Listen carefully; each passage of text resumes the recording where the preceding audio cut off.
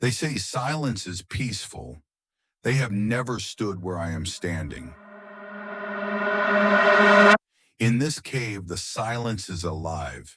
It presses against my chest, crawls into my lungs, forces every breath to sound louder than it should.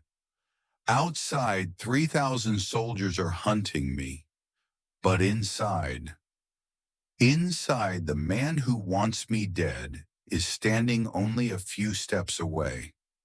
I can hear the slow shift of his robes.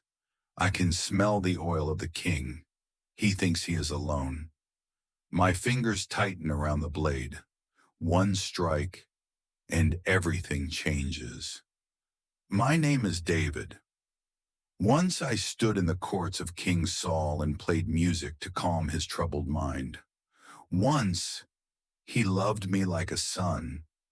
That was before the songs changed, before the whispers, before the day the women sang in the streets. Saul has slain his thousands, but David his tens of thousands. That was the day everything broke.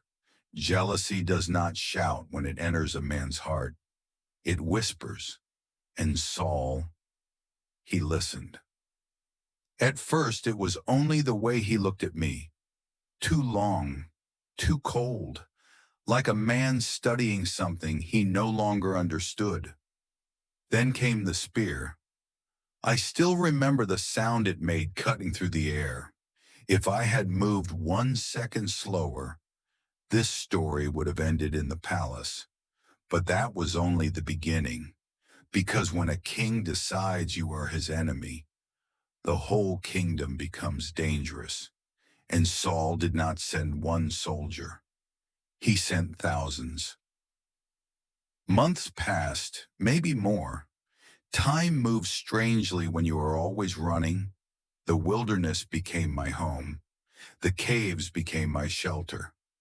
Men gathered around me, not because life was easy, but because they were just as hunted as I was. We learned to sleep lightly, to speak softly, to move before dawn. You lose pieces of yourself out there, comfort, certainty, peace, and on the hardest nights, you start to wonder something dangerous. Was the throne worth this? But what happened next, none of us could have planned. We were deep in the caves of En Gedi when the scouts came running, breathless, wide-eyed. The king is near. Every man froze. 3,000 of Saul's chosen soldiers filled the wilderness outside. There was nowhere left to run. So we did the only thing we could. We went deeper into the cave, deeper into the dark. And then the impossible happened. Footsteps, slow, unaware. The king himself stepped into the cave, alone. I felt the men around me shift. You can hear hunger in silence. You can smell it. "This is it," one of them whispered. "God has delivered him to you." Another voice, barely air. "End this tonight." Their words slid into my mind like smoke, because they were not wrong. One strike, and the running stops. One strike, and the throne is mine. I looked into the darkness where Saul stood, so close, so unprotected, so human, and my hand began to move. Every step felt louder than thunder. Every grain of sand under my foot sounded like betrayal.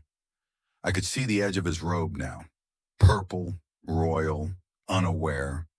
This was the man who hunted me across mountains, the man who turned my home into exile, the man who forced my men to live like ghosts in the wilderness.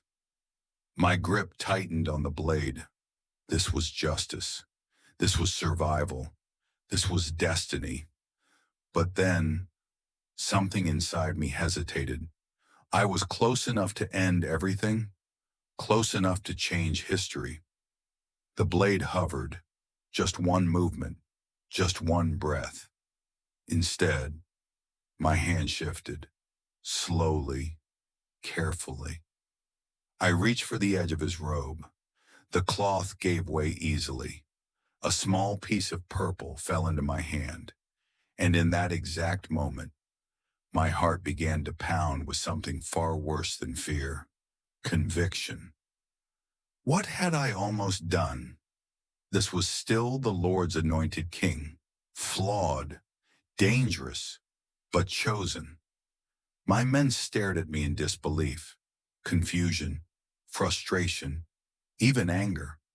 They did not understand why I stepped back into the shadows and let Saul walk out of that cave alive. But the night was not finished yet, not even close. I followed him out, yes.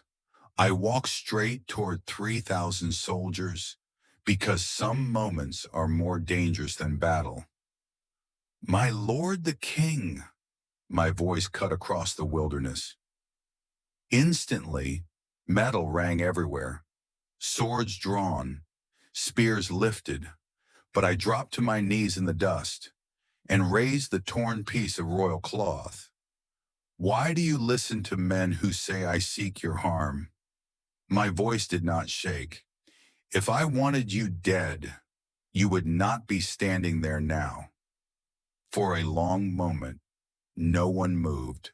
Not the soldiers, not the wind, not even the king. Saul looked down at his robe, then at the cloth in my hand, and something in his face broke. He wept, called me his son, spoke words I had not heard in a long, long time. And then he turned and went home.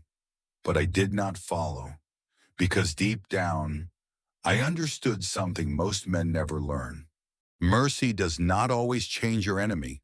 Sometimes it only protects your own soul. So I stayed in the cave that night, for the first time in months.